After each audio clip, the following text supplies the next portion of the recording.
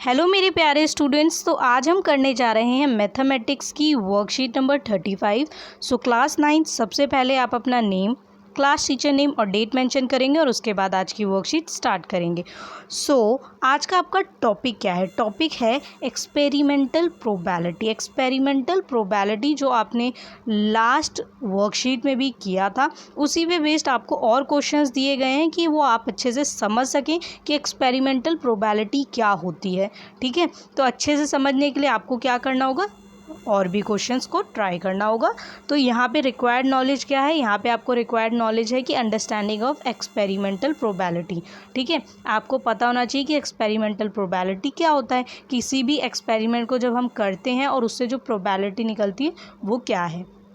Okay, now यहाँ पे क्या कहा गया है कि children you know that to calculate experimental probability of an event E we use the formula. अगर हमें किसी भी इवेंट की जो है एक्सपेरिमेंटल प्रोबेबिलिटी जिसे हम कहते हैं निकालनी है, तो उसका फार्मूला क्या है? उसका फार्मूला है PE equal number of cases favourable to event E and upon में टोटल नंबर ऑफ केसेस। मतलब जिसकी भी आप प्रोबेबिलिटी निकाल रहे हैं, ठीक है, वो इवेंट्स आप ऊपर लिखते हैं न्यूमरेटर में और डिनोमिनेटर में आप टोटल नंबर ऑफ केसेस लिखते हैं कि उसके टोटल नंबर ऑफ केसेस क्या है। ओके, सो नाउ यहाँ पे आपको क्या बोला गया है कि children let's solve few questions of probability. आपको यहाँ पे कुछ क्वेश्चंस दिए गए हैं जो आपको सॉल्व करने हैं, तो देख लेते हैं कि ये वो क्वेश्चंस क्या हैं।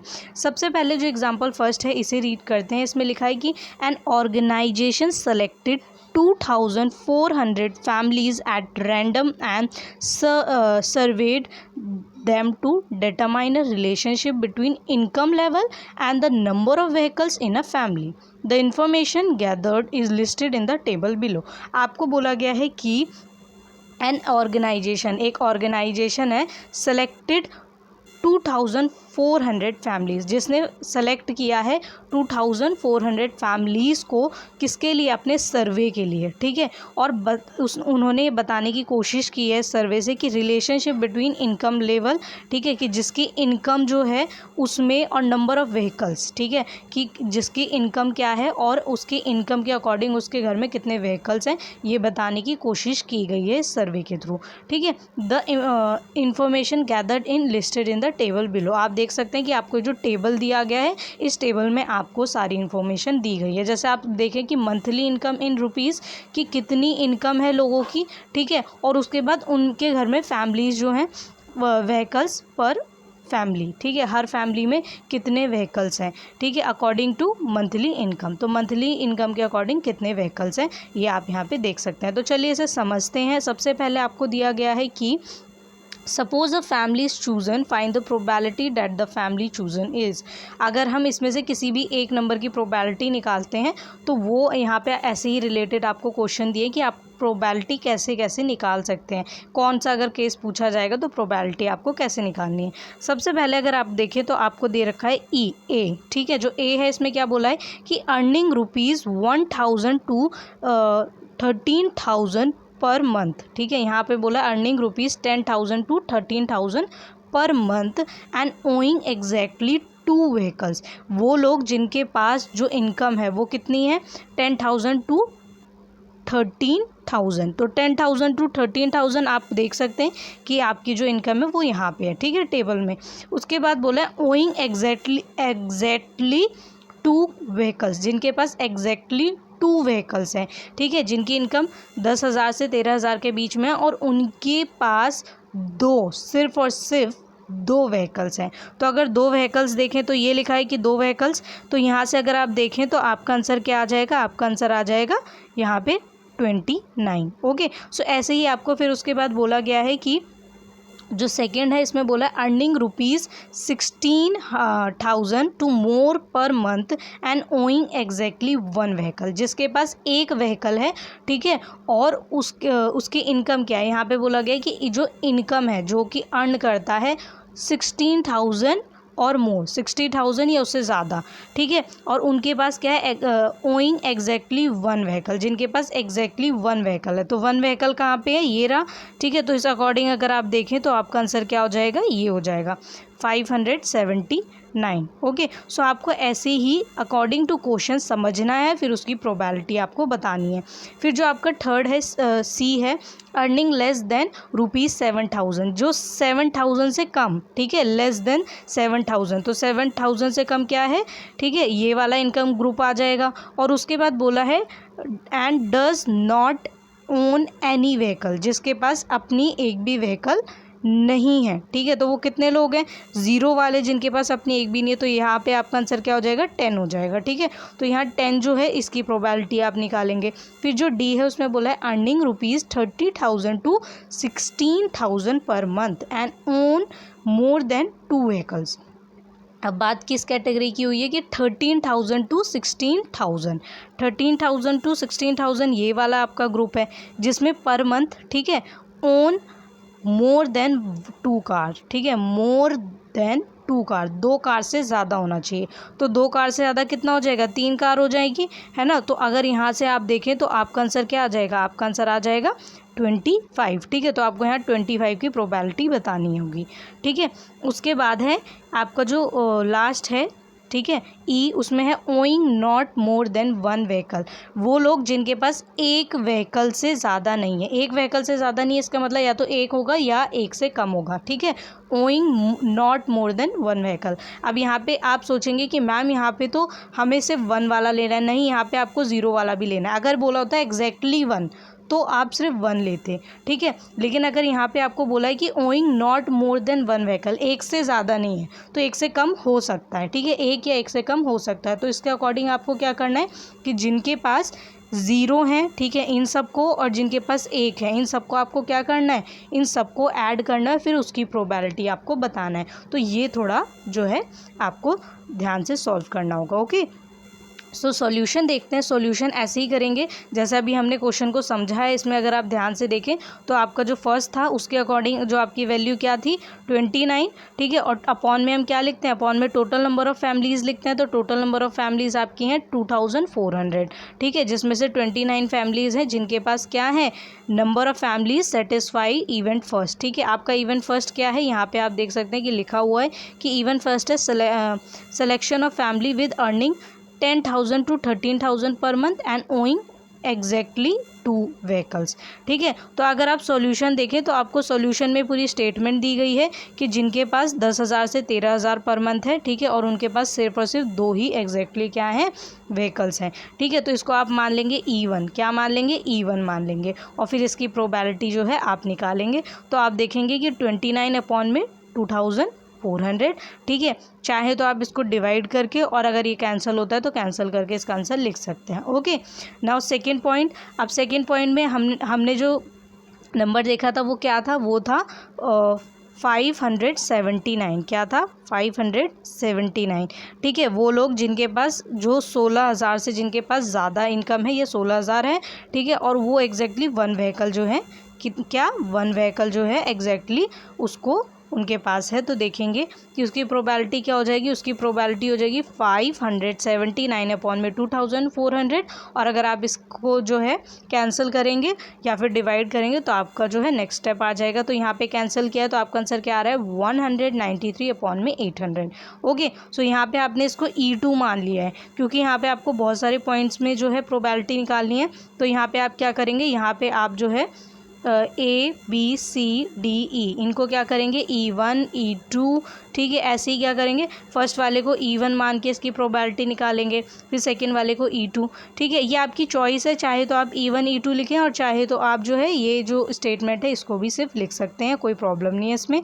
देन जो आपका थर्ड है उसमें भी आपको क्या था कि जो selection of family earning less than 7,000, जिनके पास 7,000 से कम है, और does not own any vehicle, जिनके पास एक भी व्हीकल नहीं है, ठीक है, तो वो क्या था 10, और 10 अपॉन में क्या हो जाएगा 2400, ठीक है। तो यहाँ पे आप इसकी प्रोबेबिलिटी निकालेंगे और ये कैंसिल हो जाएगा 0 से 0, तो यहाँ पे क्या आ जाएगा 1 अपॉन में 240, ठीक है। ऐसे ही जो आपका डी है इसमें क्या है, इसमें आपका E4 है, selection of family earning ₹13,000 to 16,000 पर month and owing more than 2 vehicle, जिनके पास 2 से ज़्यादा व्हीकल्स हैं, मीन्स 3 व्हीकल्स हैं। ओके, सो यहाँ पे आप जो प्रोबेबिलिटी निकालेंगे वो किसकी निकालेंगे, 25 की अपॉन में 2400। तो इसे कैंसिल करने पे आपका आंसर क्या आ जाएगा, 1 अपॉन में 96। Then last one is E5। इसको ध्यान से सॉल्व करना है क्योंकि यहाँ पे आपको selection of a family owing not more than 1 vehicle, वो परिवार जिनके पास एक व्हीकल से ज़्यादा नहीं है। ठीक है, तो यहाँ पे कोई इनकम नहीं शो की गई है, आपको सिर्फ ये शो किया गया जिनके पास जो है वो एक से कम या एक जो है व्हीकल है। ठीक है, तो उस अकॉर्डिंग आप क्या करेंगे, इन सभी वैल्यूज़ को ऐड करेंगे तो आप देखेंगे कि ये सभी वैल्यूज़ ऐड करने के बाद आपके पास कुछ ही आएगा आंसर 2062। ठीक है, तो इनको ऐड करने के बाद इसकी प्रोबेबिलिटी निकालेंगे आप, तो क्या हो जाएगा, PE5 जो है आपका 2062 अपॉन में 2400, और कैंसिल होने पे इसका आंसर क्या आ जाएगा, इसका आंसर आ जाएगा 1031 अपॉन में 1200। ओके, देन सेकेंड एग्जाम्पल में क्या बोला है कि from each of bag 5 bags of seeds 50 seeds were randomly selected for germination. After 20 days the number of seeds germinated from each bag are tabulated as follows. आपको बोला गया है कि आपको यहाँ पे बोला है from each of 5 bags of seeds. ठीक है, 5 बैग हैं सीड के जिसमें से 50 उसके बाद बोला गया है कि 50 seeds were randomly selected for germination. ठीक है, 50 सीड्स जो हैं वो जर्मिनेशन के लिए रैंडमली सेलेक्ट कर लिए गए हैं। आफ्टर 20 days, अब 20 दिनों के बाद बोला गया है कि the number of seed germinated from each bag are tabulated as follow. अब आप देख सकते हैं कि जो बैग्स हैं वो कौन से हैं, 1 2 3 4 5। ठीक है, और उसके बाद नंबर ऑफ जर्मिनेटेड सीड कितने कितने हैं, फर्स्ट बैग में कितने हैं 40, सेकेंड बैग में कितने हैं 48, थर्ड बैग में कितने हैं 42, फोर्थ बैग में कितने हैं 39 और फिफ्थ बैग में कितने हैं 41। तो आप जो है इसे ध्यान से देखेंगे और समझेंगे। उसके बाद आपको बोला गया कि find the probability of E selecting, जो आपका ई है वो क्या है, वो है selecting a bag having at least 40 germinated seeds.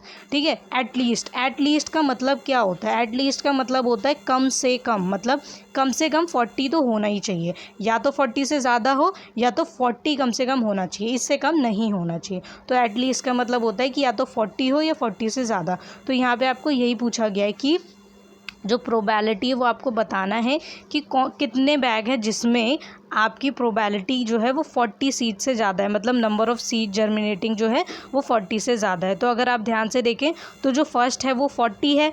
ठीक है, तो एक तो यही हो गया क्योंकि यहाँ पे बोला एटलीस्ट, कम से कम, मतलब हम 40 को भी जो है इंक्लूड करेंगे। तो पहला बैग हो जाएगा, दूसरा बैग भी हो जाएगा क्योंकि ये 40 से ज़्यादा है, 48 है, आप देख सकते हैं।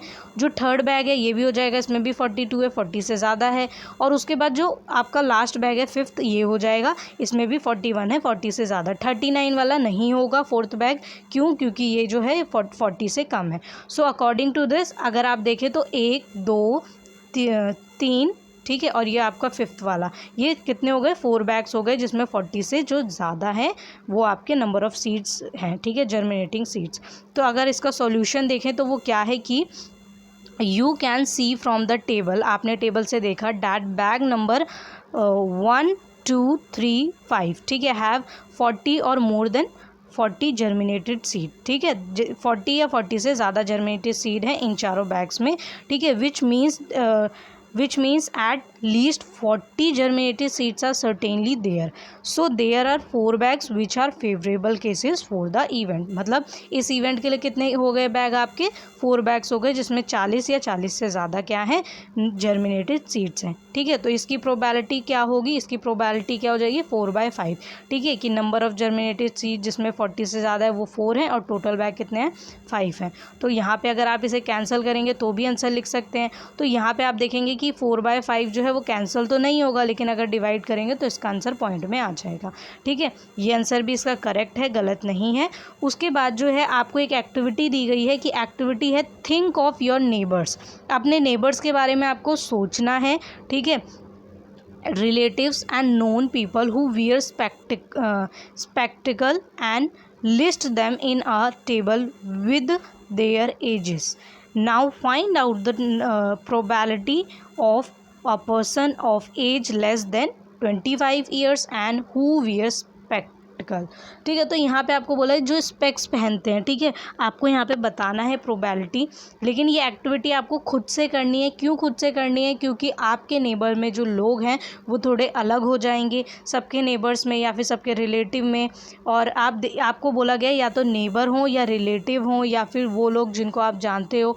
ठीक है, तो आपको क्या करना है, आपको एक टेबल बनानी है। जैसे ये आपने टेबल बना ली, ठीक है, फिर इसमें क्या करेंगे आप लिखेंगे यहाँ पे कि जो लोग हैं वो कौन कौन से हैं, और उसके बाद जो स्पेक्टिकल पहनते हैं, ठीक है, उनका लिखना है। और उसके बाद आपको ये टेबल बनानी है कि नंबर ऑफ़ पीपल कौन कौन से हैं, कैसे।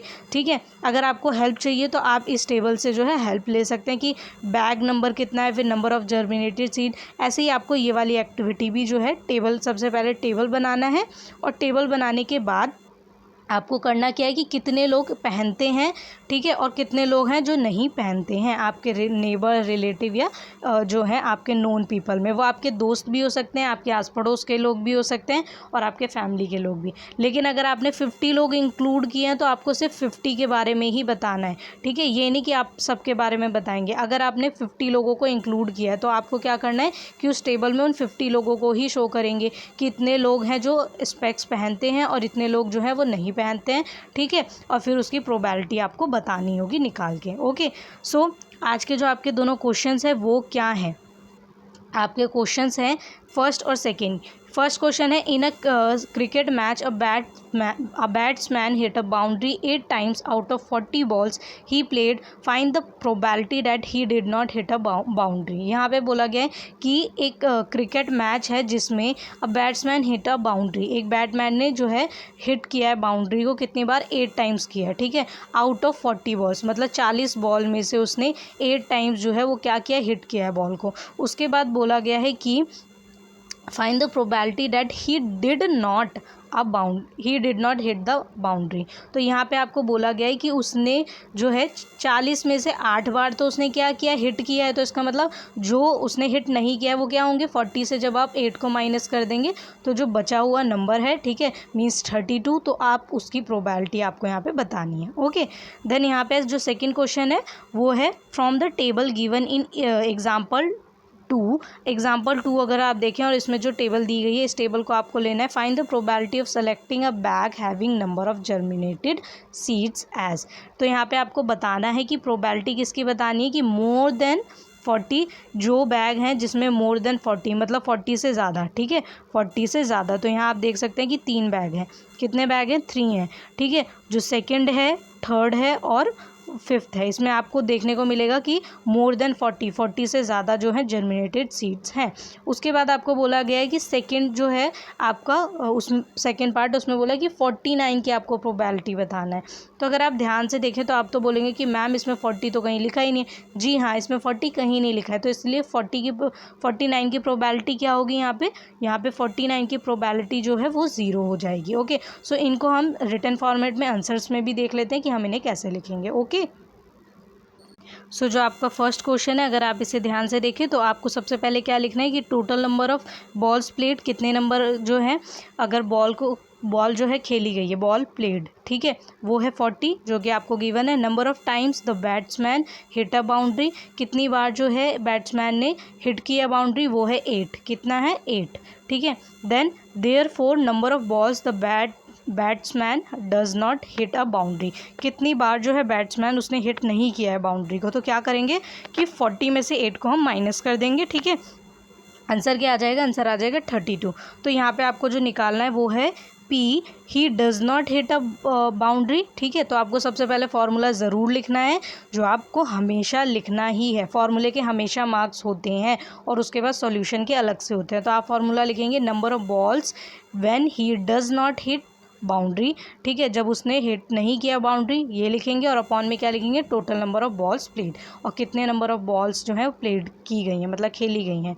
तो यहाँ पे आप जो है 32, ठीक है, जो आपने निकाला है, अपॉन में टोटल नंबर ऑफ़ बॉल जो है आपकी 40 वो लिखेंगे, और फिर इसे कैंसिल करेंगे। इसीलिए मैंने यहाँ पे जो है कैंसिल करके भी आपको दिखाया कि आप कैंसिल कैसे करेंगे। ठीक है, सो ये जब कैंसिल हो जाएंगे तो इसका आंसर क्या आ जाएगा, 4 अपॉन में 5 और अगर आप इसे डिवाइड कर देंगे तो आंसर पॉइंट में आ जाएगा 0.8। Okay, now P he does not hit a boundary is 0.8 approx. Okay, एक बात और कि यहाँ पे आप चाहें तो PE भी लिख सकते हैं, ठीक है, लेकिन आपको ये बताना पड़ेगा कि PE क्या है। तो अगर आप यहाँ पे एक बार एक स्टेटमेंट लिख दें कि PE जो है वो ये है, ठीक है, जो आपने लिखा है he does not hit a boundary, फिर आपको बार बार ये पूरी लाइन लिखने की ज़रूरत नहीं है। ओके, पर एक बार आपको ये बताना पड़ेगा। ओके, नाउ अब आ जाते हैं हम सेकेंड क्वेश्चन पे। इसमें आपको जो टेबल है ये मैंने यहाँ पे इसलिए बनाया जिससे आपको हेल्प हो जाएगी इसे समझने में। टोटल नंबर ऑफ बैग्स कितने हैं? 5 हैं, ठीक है। उसके बाद है bag where more than 40 seed germinated, कितने जिसमें 40 से ज़्यादा हैं, ठीक है, 40 से ज़्यादा, ये नहीं बोला है कि 40 या 40 से ज़्यादा, यहाँ बोला है 40 से ज़्यादा। तो 3 बैग हैं, ठीक है, सेकंड, थर्ड एंड फिफ्थ। तो इसके अकॉर्डिंग अगर आप देखें तो number of bags in which more than 40 seeds germinated, तो कितने बैग्स हो गए? 3 हो गए। यहाँ से अभी आपने पढ़ा, ठीक है, कि 3 बैग हैं। उसके बाद है कि P germination of more than 40 seeds in a bag, एक बैग में 40 से ज़्यादा जो है जर्मिनेशन जो है उसके अकॉर्डिंग अगर देखें तो इसका फॉर्मूला हो जाएगा कि number of bags in which more than 40 seed germinated और अपॉन में टोटल नंबर ऑफ बैग्स, ठीक है। तो यहाँ पे जो भी आपके 40 से ज़्यादा हैं बैग्स वो हैं 3 और टोटल नंबर ऑफ 5 है, इन दोनों को डिवाइड कर देंगे तो आंसर आ जाएगा 0.6। ओके, नाउ आपका आंसर क्या हो जाएगा? P germination of more than 40 seeds in a bag is 0.6 approx. Okay, then next point is जो आपको सेकेंड पार्ट पूछा गया है वो है टोटल नंबर ऑफ बैग कितने हैं? 5। Number of bags in which 49 seeds, ठीक है, 49 सीड जिन बैगों में है ये आपको बताना है। तो नंबर ऑफ बैग कितने हैं? 0, किसी भी बैग में जो है 49 सीड्स नहीं है। तो उसके अकॉर्डिंग देखेंगे कि जब 49 जर्मिनेटेड सीड नहीं है तो P germination of 49 seeds in a bag, आप जो है यहाँ पे 0/5 और अगर इसे 0/5 है तो इसका मतलब क्या है? आंसर आपका 0 हो जाएगा। Okay, so now answer is 0। यहाँ पे जो फॉर्मूला है वो मैंने यहाँ पे नहीं लिखा है, आप चाहें तो इस फॉर्मूले को लिख सकते हैं, ठीक है, क्योंकि आपके पास जो ये लिखा हुआ है, ठीक है, आप number of bags in which 49 seed germinated upon में टोटल नंबर ऑफ बैग लिख देंगे और आपका जो आंसर है वो ये यहाँ पर सॉल्व हो जाएगा। ओके, जो आपकी एक्टिविटी है उस एक्टिविटी में क्या कहा गया था, जो आपके वर्कशीट में है कि 25, ठीक है, एटलीस्ट 25 जिनकी एज है उसकी प्रोबेबिलिटी निकालनी है। तो सबसे पहले आप एज ग्रुप लिख लेंगे, ठीक है, कि जैसे आपने एज ग्रुप लिख लिया कि कौन कौन से एज ग्रुप हैं, ठीक है। मैं आपको थोड़ा नीटली क्लीनली यहाँ पे समझा देती हूँ कि जैसे आपका एज ग्रुप है, ठीक है, तो एज ग्रुप लिखेंगे कि मान लीजिए 1 to 5 एज ग्रुप, ठीक है, 5 to 10 एज ग्रुप, फिर ऐसे करके भी लिख सकते हैं और चाहे तो ये लिख सकते हैं कि 5 to 10 एज ग्रुप, ठीक है, और ऐसे करके आप जो है एज ग्रुप लिख देंगे। फिर उसके बाद कितने लोग हैं, नंबर ऑफ़ पीपल कितने हैं, 3 है, 2 हैं, किस किस एज ग्रुप के, ये लिखेंगे। और फिर उसके बाद आपको क्या करना है कि आपका जो 25 होगा ना, कि 25 एज ग्रुप के कितने लोग हैं जो स्पेक्स पहनते हैं, तो उसकी प्रोबेबिलिटी निकालना है, बिल्कुल ऐसे ही फॉर्मूला लिख के, ठीक है। तो ये बहुत ईजी है, आपको इतना याद रखना है कि अगर आप 50 लोग लेंगे तो उन 50 लोगों को का ही टेबल बनाना है और उतने ही लोग होने चाहिए।